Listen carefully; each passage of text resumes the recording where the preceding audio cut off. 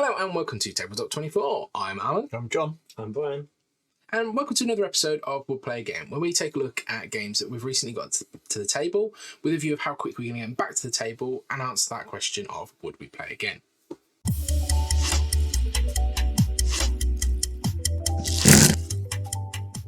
Today we've got Castles of Burgundy, our editions from Ravensburger. Castles of Burgundy is a Euro game which is played out over 5 phases which contain 5 rounds in each phase. Players will be rolling their dice each round that will enable them to take certain actions, which will either be taking tiles from the board, building tiles onto their territory, or selling goods, or gaining other actions that will benefit them, all moving to points. Points are gathered by selling goods, completing areas on their board, or taking knowledge tiles and completing the objectives for those knowledge tiles. Each round, the central dice will get rolled, and that will also place goods on the board, which then can be collected in a few different ways. Once all of the rounds are completed, we just tally up the scores, add any endgame scores. Person with the highest score wins. It's a Euro. I think you can't get much more Euro than this. I mean, 2011 Stefan Feld. It is quintessentially one of the prime Euros when you think of that genre. I mean, if you just and point salad as well, in that you pretty much can get points from any action that you take on the board, which means scores generally are over 200 when we play this. But yeah, you can't get much more Euro than this, really. That it is for me the Euro. Yeah, it's recognised for a lot of people to be an introduction to Euro games for people, and you've got quite a bit of variability in there. But once you see the start board, you can have quite a bit of a strategy. You can go, right, this is what I want to do, and whilst it's point salad and you can get points in a number of different ways, you can really start to define your strategy quite early on. Maybe take a knowledge tile, work towards that knowledge tile. And for newer players, you can sort of go, right, one of your first things is do this, or do this. And you can let them then discover the game from that point on. So I think that's why a lot of people recommend it as almost the gateway of Euros. Yeah, it does lend itself to those players who can get that strategy down, though. I think when I first played it, I just tried a bit of everything, and that is not the way to win this game. So you really got to kind of focus a little bit on certain aspects of the game, because otherwise you just get... There's so much you can do. I think dilute it slightly. In some respects, you have to do a bit of everything on this to score. You can't just. Yeah. I mean, for instance, there's only 6 ship tiles on there. So if you go early on the ships, you guarantee yourself going first pretty much for the rest of the game. But then you need to build on another strategy to that side.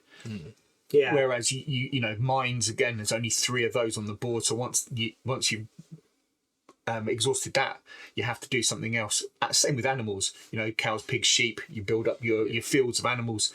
It is points everywhere. Points ahoy.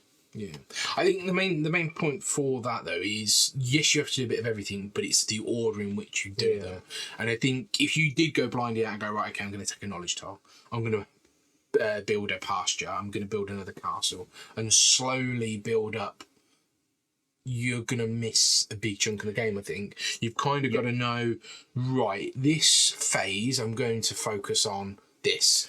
As soon as the tiles are drawn, you go, right, okay, I need to get these sheep in order to get my end game. Because the board comes out randomly, you've got to look at the board each phase really to understand, okay, what is the best thing to do this phase based on what's on the board. There is some luck in that somebody could take your sheep for that round, so then you have to just quickly adjust your strategy, but you're also defined by what you roll. So the 6, you're taking the top and the 6, which may be in there, parked in there, and put it on a 1, or you take the 6 and the 1, park there to go next turn.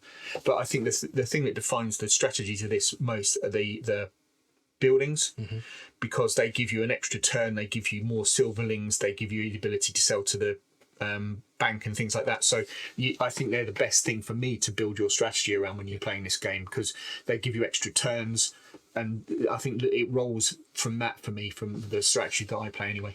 Yeah, I think from my point of view is looking at the knowledge tiles. So are you going to build focus, I think this is the boarding house, or do you want to actually take a knowledge tile that enables you to adjust your workers? Your workers enable to change your die results. So by taking this knowledge tile, your workers are twice as strong.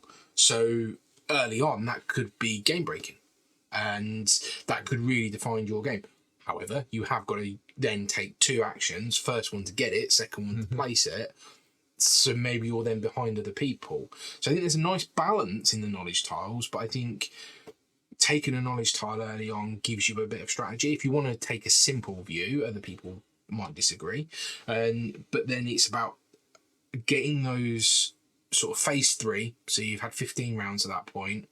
You had at least 10 rounds going into 15 rounds where you can chain things together.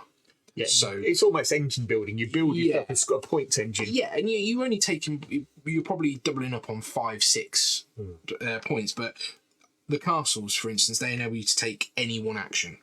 So doing that and combining that with some of the building tiles that enable you to build a building in any spot, or some that enable you to sell goods, which will then give you silverlings, which will then enable you to buy from the middle of the board, and again, getting that sequencing in place, I think can be quite a big thing.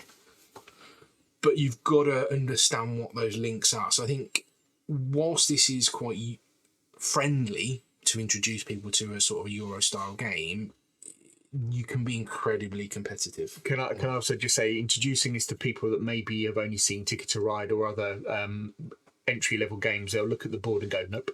Yeah. It's very daunting when you first look at it. Yeah, and you first come into the hobby. But once you've learned how to play it, I think it's an incredibly simple game to grasp. Yeah. It really is. It may look beige 1970 Magnolia-ish, but it is. I think it's a simple game, really, in essence. Yeah. So there have been attempts to upgrade the look and feel of this game with newer versions. They look a bit more bright. So it's a special edition version. Yeah, there's a special edition on Game Found at the moment, and it adds in a couple of expansions. So there's one where there's double tiles, I believe, and there's ones where you can build up layers on your board to change how they are. And we've got these. So this board here is the starting board. So everybody generally starts with that board. Everybody playing the same one, and then there's different ones. So everybody can play different levels or different boards just to add some spice to it, if you're finding that one a little bit. And I think that's quite important for replayability, because it does keep the game interesting from time to time, as well as getting the changes in the tokens coming out. You've got different boards, you can swap these around as well. Yeah. I mean the luck in this is the luck of your dice roll, which can be negated with your workers, but the luck as well when you're replenishing the board of which tiles actually come out. And you can't really plan a strategy until you see what comes out, because they all change, they all disappear pretty much, and they all come back at the start of the next round. So it's all about which ones actually appear. Yeah, a common strategy is to go into the farm animals or the pasture animals, and they score with the number of those animals in that area every single time you place one. So place the 4 sheep, you get 4 points. Place another 3 sheep, you get 7 points. So last game I played, there's quite a few chickens out, and I took some chickens early, hoping that a 4 or 5 chicken tile was going to come out later in the game, and it did. Now there's a chance that might not come out, and that could have caused me some problems, but luckily it did. It got me some points, and so that sort of leads on to another sort of slight criticism of the game, I suppose, is that the tiles all do different things, and there's a rules reference you can refer to find out what the tiles do, and you do find yourself refer to this quite a lot in the game, even after you've played it a few times. It's a well-thumbed rulebook. It's a well-thumbed rulebook, so that can slow the game down a little bit as people sort of think, okay, what did that do again? Which one should I pick? Oh, that one or that one? Yeah. And also the fact that you're compartmentalised in your playing your board, and not. There's a little bit of lack of interaction with people, but I don't find it's as bad as some other games with tableaus in front of you. And also the turn order isn't clockwise or counterclockwise. When you move your ship along, it can change. So you're going in different turn orders, which changes how it works as well. Which is I think that's a lovely feature of this game, because it's just not Bryson, Allison, and Johnson. It changes it completely. Yeah, and sort of first off, so in the start of the game, the first player only gets 1 worker, then 2, then 3, and then 4. So actually, you could be 4th in the first round, not like the fact that you're 4th. There are, I mean, we're quite lucky at the minute. We've got 4. If you are 4 players, there's going to be 4 ship tiles out. As long as somebody else hasn't built one that first turn, you could go ahead, build it, and then be ahead. And you can guarantee that all 4 players are not going to do that straight away. So it does. So you've got to have a little bit of attention on what other people's doing, but you are playing your own board, you're playing your own game in that sort of sense. And yes, it's the first to complete areas get more points, so you want to be focusing on that. You don't want to necessarily be competing. You might want to go, right, okay, I'm going to go off and I'm going to focus on building my castles first, or I'm going to focus on building my pastures first, because if you're competing for the same tiles, A, in the central board, and B, to get there first, it's just not necessarily worthwhile. So you've got to change that strategy up a little bit as you go. Yeah. So there's a lot of tiles in there, and as Brian said, we've got to refer back to that rules reference. So I think for us, playtime has crept up a couple of times when we haven't played it so often. And I think the recommended playtime is about 90 minutes. And I agree, you probably get under that 90 minutes if you're playing with people that play it regularly.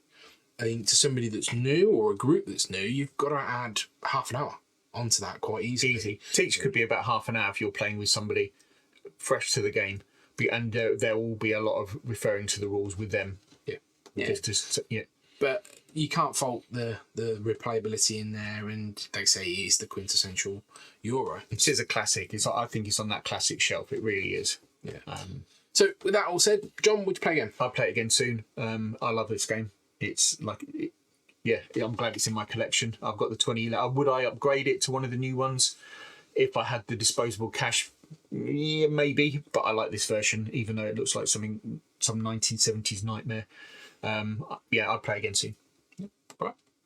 I'd play it again soon. I've not played it for a while actually, and seeing it laid out like this has reminded me how much I do enjoy it.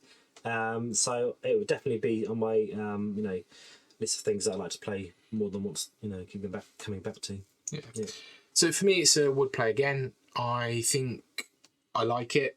It's probably got the gist now. I'd probably want a bit more from the game. I think it can come out quite regularly, and I think for that reason, that's why I'm sitting back and saying I'm happy just to play it, because when it comes out, I'll play it. But it's not going to be that game that I'm going to try and get back to the table and try and do that.